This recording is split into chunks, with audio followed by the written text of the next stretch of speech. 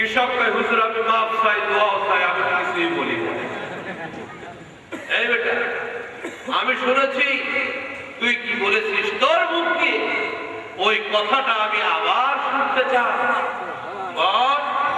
কৃষক ভয়ে ভয়ে বলছে, হুজুর আমি যে কি বলছিলাম তা আমার এখন খেয়াল নাই, আপনি মাফ করে দেন আমার।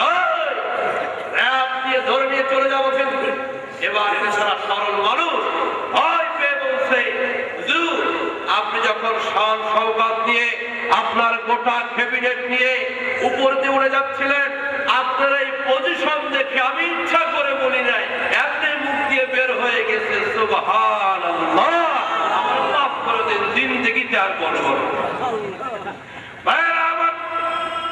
আল্লাহর নবী হযরত সুলাইমান আলাইহিস সালাম কৃষককে বুকের সাথে জড়িয়ে ধরে ডেকে বলে, কৃষক রে তুমি সুবহানাল্লাহ বলেছ, আবার আমার কাছে মাপ চাইতেছো। কৃষক রে এটা বুঝি মাপ চাওয়ার জিনিস? তুমি কি জানো একটু আগে কত বড় কাজ না করেছো? ও কৃষক, আমি বাদশা সুলাইমানের তামাম রাজত্ব যদি এক পাল্লায় রেখে তোমার মুখের সত্য সুবহানাল্লাহটা যদি আরেক পাল্লায় রাখা হয়, পাল্লা করে কান দিলে আল্লাহর কাছে তোমার ছোট্ট সুবহানাল্লাহর পাল্লাটা ভারী হয়ে যাবে। আর জোরে বলেন সুবহানাল্লাহ। সুবহানাল্লাহ যখন যপো সুবহানাল্লাহ, তোর জীবন হবে ফুলে ফুলে, জীবন হবে ফুলে ফুলে নূরে উজালা। সুবহানাল্লাহ যখন যপো সুবহানাল্লাহ। আল্লাহ যেন আমাদেরকে আমল করার তৌফিক দেন। এই ছোট্ট ছোট্ট কথাগুলি যদি আমল করি, ওয়াজ তো সব বাড়ি দেওয়া যাবে না, ছোট্ট দুই একটি কথাও যদি আমল করি, হাজার হাজার টাকার পরিশ্রম সার্থক। আলহামদুলিল্লাহ। ভাইয়ের আমার, এটা কোন মাস? তুমি এলে গো নবী কামলিওয়ালা, তুমি এলে গো নবী কামলিওয়ালা, তোমার প্রেমে পরশ লেগে, তোমার প্রেমে পরশ লেগে হলো জান উজালা, এলে গো নবী কামলিওয়ালা। মারহাবা জোরে বলেন। আপনারা দারুণ সৌভাগ্যবান, রবিউল আউয়ালের পবিত্র চাঁদে সিরাতের মাহফিল পেয়েছে। আলহামদুলিল্লাহ বলেন।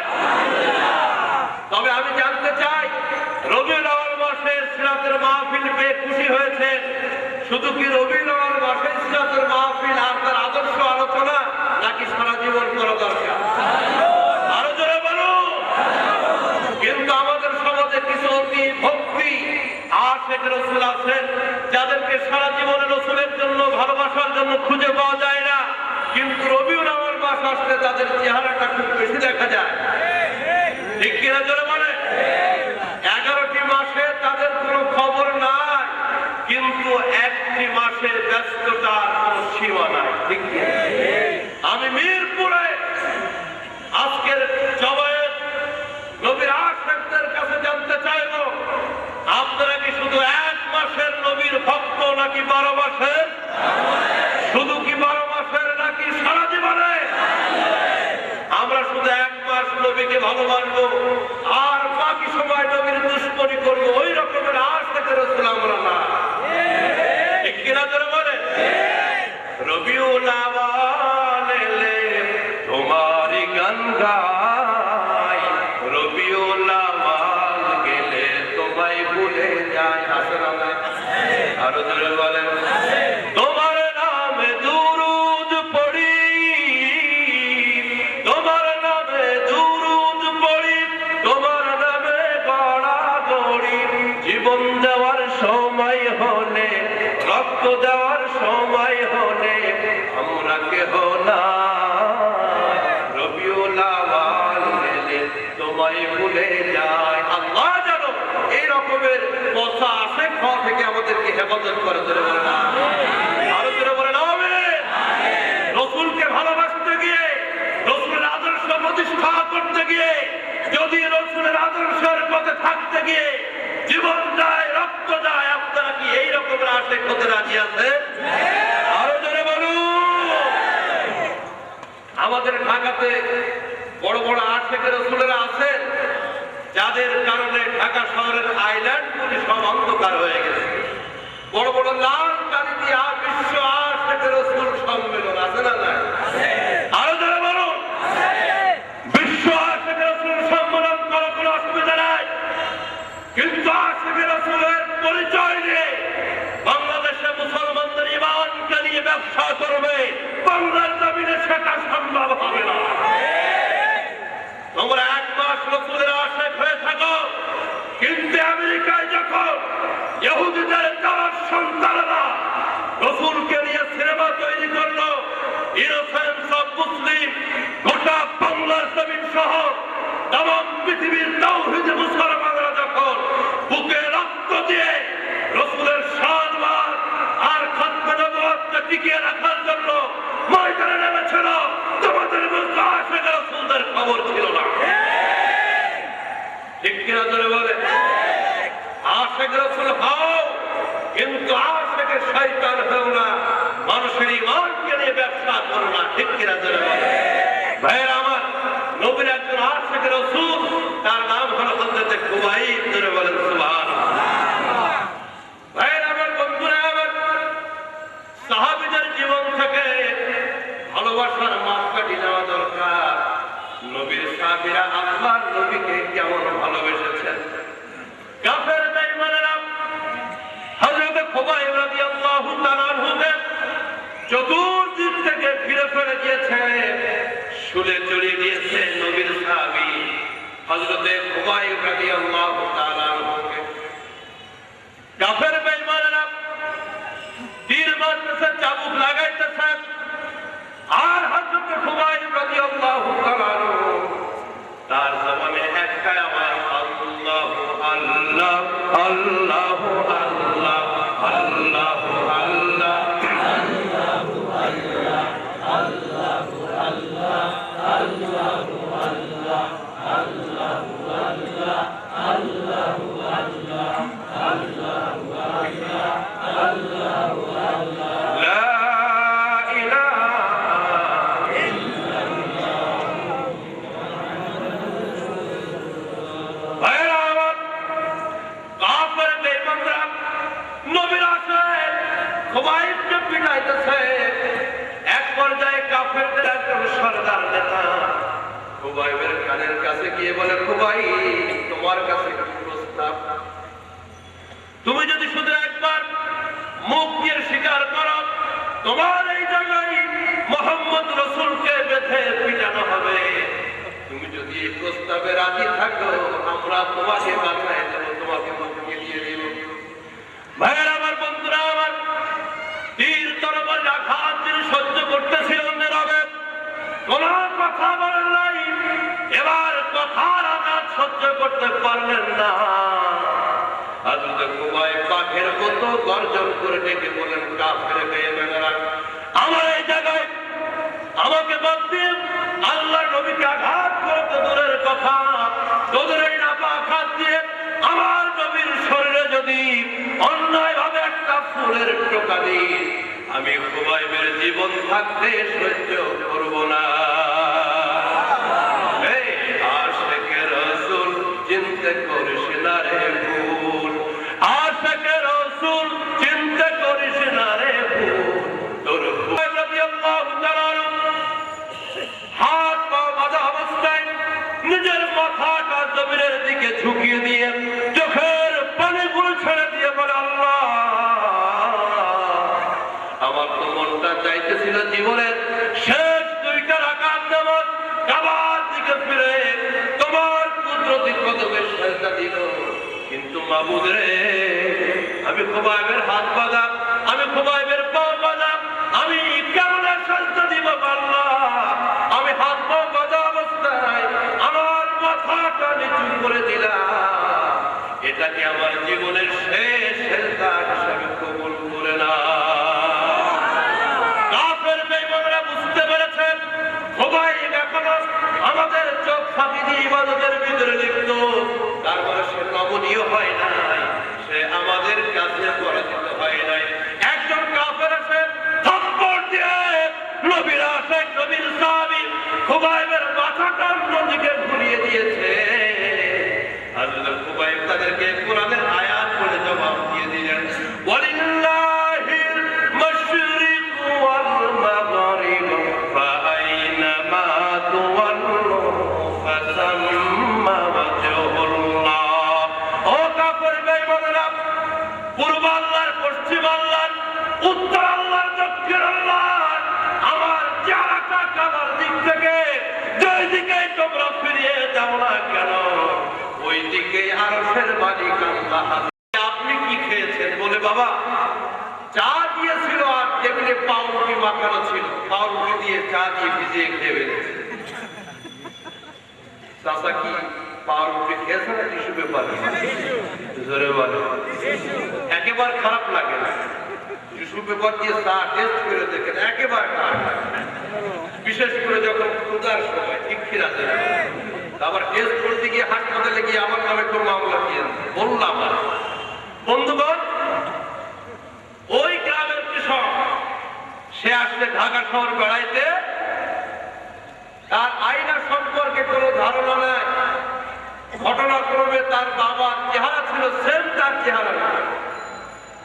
ঢাকা শহর ঘুরতে ঘুরতে এক গ্লাসের দোকানে নাকে নাকফুল, কানে কানের ষোড়শী যুবতী, 16 কলায় ফুল, টানা টানা ভ্রু, টানা টানা চোখ, মাথায় বেনিগাতা চুল, একটি মেয়ে ফিট ফিট করে সুন্দর চেহারায় কেমন জানি হাসি হচ্ছে। চেহারাটা মলিন হয়ে গেছে, মনটা খারাপ হয়ে গেছে যে আমার স্বামী প্রতিদিন কাজের ফাঁকে এসে এই মেয়েটিকে দেখে যায়। সে ঢাকা শহরে গিয়ে এই মেয়েটির সাথে নতুন প্রণয় হয়েছে, প্রেম হয়েছে, তা এই জন্য এত লুকোচুরির কারবার। ঘটনা হচ্ছে আয়না সম্পর্কে তার বিবির কোনো ধারণা, খাওয়া নাই, দাওয়া নাই, কাজে কর্মে মন নাই, চুলগুলি উস্ক পুস্ক, চেহারাটা বলি। শাশুড়ি কিছুদিন থেকে লক্ষ্য করেছে আমার বৌমা তার কি যেন একটি হয়েছে, কাজ কামে মন নাই, খাওয়া দাওয়ায় রুচি নাই। মা কি হয়েছে তোমার? বলে মা আমার সর্বনাশ হয়ে গেছে। কি সর্বনাশ হয়েছে? বলে আপনার ছেলে ঢাকা শহরে বেড়াইতে গিয়ে এক সুন্দর রূপসী মেয়ের সাথে তার সম্পর্ক হয়েছে, তার ছবি পর্যন্ত নিয়ে আসছে, না জানে প্র্যাকটিক্যাল ভাবে আমার ঘরের সদিন হয়ে যায়। বড় বিপদের কথা। চলো তো কোথায়? শাশুড়িকে নিয়ে। এবার আয়নাটা যখন শাশুড়ির সামনে দিয়েছে, শাশুড়ি আয়না সম্পর্কে ধারণা নাই, শাশুড়ি আয়নাটা মুখের সামনে নিয়ে দেখে একটা দাঁত, একটা দাঁত আছে তরমুজের পিসির মতো, চেহারা চামড়াগুলি কুচকে স্প্রিং খেয়ে গেছে, চুল 10-5টা কাঁচা থাকলে আছে, বাকি সব সাদা। মেজাজ খারাপ করে বলছে, চরিত্রহীন ছেলেকে পেটে ধরেছি, প্রেম করার দরকার, নতুন একটা বিয়ে করার দরকার, আমাকে বলতি ঢাকায় কি 80 বছরের এক বৃদ্ধাকে পছন্দ হলো? দেখেন, আয়না সম্পর্কে কোনো আইডিয়া না থাকার কারণে এই পরিবারের ভিতরে একটি অশান্তির সৃষ্টি হয়েছে, ঠিক কিনা? এখন কোন বুদ্ধিমান ব্যক্তি এসে যদি বড় একটি আয়নার সামনে, গ্লাসের সামনে 3 জনকে দাঁড় করিয়ে একে অপরের প্রচ্ছদ ছবিগুলো যদি তাদেরকে দেখিয়ে দেয়, আয়নার সম্পর্কে যখন আইডিয়া হবে, এদের ভিতরে এই মারামারি, দ্বন্দ্ব আর অশান্তি দূর হয়ে শান্তি সৃষ্টি হবে, ঠিক কিনা ভাইরা? আমার ভাইয়েরা, আজ মুহাম্মদ রাসূলকে চিনতে পারে নাই, ইসলামকে বুঝতে পারে নাই, এই জন্য আজ ইসলামের অবস্থা চলে, তবস্থা চলে না। নানান মন্তব্য সমাজের ভিতরে, একমাত্র কারণ আমরা ইসলাম কোরআন সম্পর্কে অজ্ঞতায় আছি, ঠিক কিনা ভাই? আরো জোরে বলেন, ঠিক কিনা? নবীজিকে জানেন কি আদর্শবান ছিলেন। লাকাদ কানা লাকুম ফি রাসূলিল্লাহি উসওয়াতুন হাসানাহ। তামাম পৃথিবীর মানুষকে তিনি আদর্শ দিয়ে মুক্ত করে দিয়েছেন, পাগল করে দিয়েছেন। সুবহানাল্লাহ। নবীজির ভিতরে বাবার আদর্শ আছে, তার ভিতরে স্বামীর আদর্শ আছে, তার ভিতরে সেনাপতির আদর্শ আছে, আমার নবীজির ভিতরে রাষ্ট্রপতির আদর্শ আছে, নবীজির ভিতরে রাখালের আদর্শ আছে। শুধু তাই নয়, উত্তম ব্যবসায়ীর আদর্শ আমার নবীর ভিতরে। এমন কোন আদর্শ নয় যা বিশ্ব নবীর ভিতরে খুঁজে পাওয়া যাবে না। সুবহানাল্লাহ। আল্লাহ রাব্বুল আলামিন বলেন, লাকাদ কানা লাকুম ফি রাসূলিল্লাহি উসওয়াতুন হাসানাহ। ভাইরা আমার, নবীজির ভিতরে সমস্ত আদর্শ আছে। নবীজি বয়োজ্যেষ্ঠকে শ্রদ্ধা করেছেন আর ছোট্ট কচিদেরকে ভালোবেসেছেন। আমার ভাইরা, যারা আজকের মাহফিলের ভিতরে দাদা আছেন, আজকের মাহফিলের ভিতরে মুরব্বী হয়েছেন, যারা নানা আছেন, আল্লাহ নবীর দাদা আর নানাদের জন্য মহান আদর্শ। ধরে বলেন সুবহানাল্লাহ। নবীজি নানা হয়েছেন, তার নাতি দুইজন, নাম কি? হাসাইন বলে অনেক ভুল, হাসান এবং রাসূলুল্লাহ ছোট্টদেরকে ভালোবাসতেন। নবী হেঁটে যাচ্ছেন, ছোট্ট বাচ্চাগুলি আল্লাহর হাবিবকে, রাহমাতুল আলামিনকে দেখার সঙ্গে সঙ্গে খেলাধুলি বন্ধ করে আমার রাসূলের সামনে এসে সালাম দিয়েছে, আসসালামু আলাইকা ইয়া রাসূলুল্লাহ। নবীজি আদর করে সালামের জবাব দিয়ে তাদের মাথায় হাত বুলিয়ে দিয়েছেন। আমার বিশ্ব নবীর হাতটা সেই শিশুর মাথার চুলে লেগেছে, সারাদিন তার মাথার চুল থেকে মেশক আম্বরের ঘ্রাণ বের হয়েছে। জোরে বলেন সুবহানাল্লাহ। আমার ভাইরা, নবীজি ছোট্ট বাচ্চাদের খবর নিতেন। একটি ছোট্ট বাচ্চা, তার নাম হলো মায়ের। তার একটা ছোট্ট পাখির ছানা ছিল, ওই পাখির বাচ্চাটা হঠাৎ মারা গেল। আল্লাহর নবীর কানে সে আওয়াজ পৌঁছে গেছে। ওই ছেলেটা যখন নবীর কাছে আসছে, আল্লাহর নবী ডেকে বলে, ইয়া উমাইর মা ফাআলা নুগাইর, ও উমাইর, তোমার ছোট্ট পাখিটার খবর কি? ছেলেটি কেঁদে উঠেছে টুকরে, ডাক দিয়ে বলে, ইয়া রাসূলুল্লাহ, ইয়া হাবিবাল্লাহ, আল্লাহর নবী, বিশ্ব নবী, আপনি আমার ছোট্ট পাখির খবরটাও রাখেন। জোরে বলেন সুবহানাল্লাহ। আমার বন্ধুগণ, নবীজির নাতি হাসান হোসেন, নবীজি কত ভালোবাসতেন নাতিদেরকে। আল্লাহর নবী সিজদায় পড়ে গেছেন, এই সুযোগে নবীজির ছোট্ট নাতি হোসেন আল্লাহর নবীর পিঠে চড়ে বসেছে। জোরে বলেন সুবহানাল্লাহ। আমার ভাইরা, হুজুর চলে আসছেন, আমার অত্যন্ত বন্ধু মানুষ, হযরত আল্লাহ মুফাসসির কোরআন মাওলানা ইয়াহইয়া নোমানী সাহেব। আমি 5 মিনিটের ভিতরে আমার আলোচনা শেষ করতেছি, আপনারা মনোযোগী হন। নবীজি সিজদায় পড়ে গেছেন, এই সুযোগটা মিস করে নাই রাসূলের নাতি হোসেন, সঙ্গে সঙ্গে নানার পিঠে চড়ে বসেছে। সুবহানাল্লাহ বলেন। হোসেন নবীজি পিঠ থেকে নামে না, বিশ্ব নবী সিজদা থেকে মাথা উঠায় না। আমার ভাইয়েরা, সিজদা লম্বা হচ্ছে, আল্লাহর পক্ষ থেকে জিবরিলের মাধ্যমে নবীর কাছে ওহী পৌঁছে গেল, যতক্ষণ হোসেন আমার আপনার পিঠে থাকবে, তখন নবীজি সিজদা থেকে মাথা উঁচা করবেন না। হোসেন যখন রাসূলের পিঠ থেকে নেমে গেল, আল্লাহর নবী প্রশ্ন করলেন, নানা, আমি যখন নামাজের ভিতরে সিজদায় পড়ে গেলাম, ওগো নানা, তুমি আমার পিঠের উপরে কেন চড়ে বসেছিলে? হোসেন বলছে, নানা, আপনার সাহাবীরা যুদ্ধের ময়দানে ঘোড়া হাঁকিয়ে জিহাদে যায়, আমার বড় ভালো লাগে। আমি তো ছোট্ট মানুষ, আমার তো যুদ্ধ নাই, আমার কোনো ঘোড়া নাই, এই জন্য নামাজের ভিতরে আমার নানাকে যখন সিজদায় পেয়ে গেলাম, আমার নানাকে ঘোড়া বানিয়ে নানার পিঠে সওয়ার হয়েছিলাম। আল্লাহর নবী বলছেন, নানারে, ঘোড়ার পিঠে চড়তে এত মজা লাগে, তাহলে চড়ো। ও মিরপুরের বাইরে আমার সিরাত মাহফিল থেকে নবীর আদর্শ কেমন দেখেন, তিনি রাহমাতুল লিল আলামিন, সাইয়্যিদুল মুরসালিন, বিশ্ব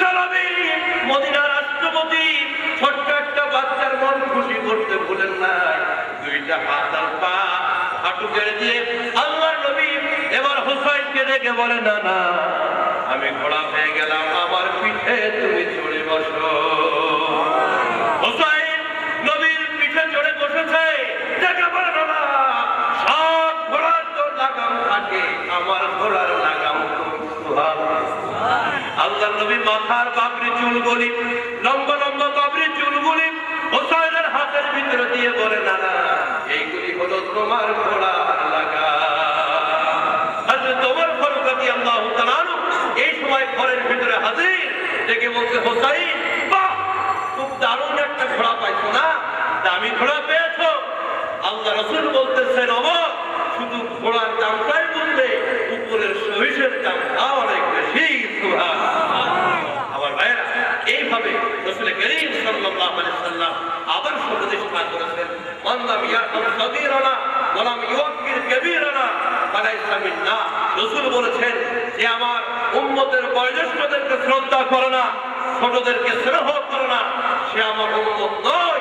আসুন সিরাতুল নবী মাহফিল থেকে আমরা নবীর আদর্শ বুক ভরে আদর্শ নিয়ে জীবনকে ধন্য করি। এই মাহফিল সার্থক হোক। প্রতি বছর এই মাহফিলটার জন্য আল্লাহ জমিনকে কবুল করুন, ধরে বলেন আমিন। সকলের কাছে দোয়া চাই, আমিও দোয়া চাই, আমিও দোয়া করি। আল্লাহ পাক সকলকে কবুল করুন। আজকের এই সিরাতুল নবী সাল্লাল্লাহু আলাইহি ওয়াসাল্লামের মাহফিলকে কবুল করুন, আমিন। আসসালামু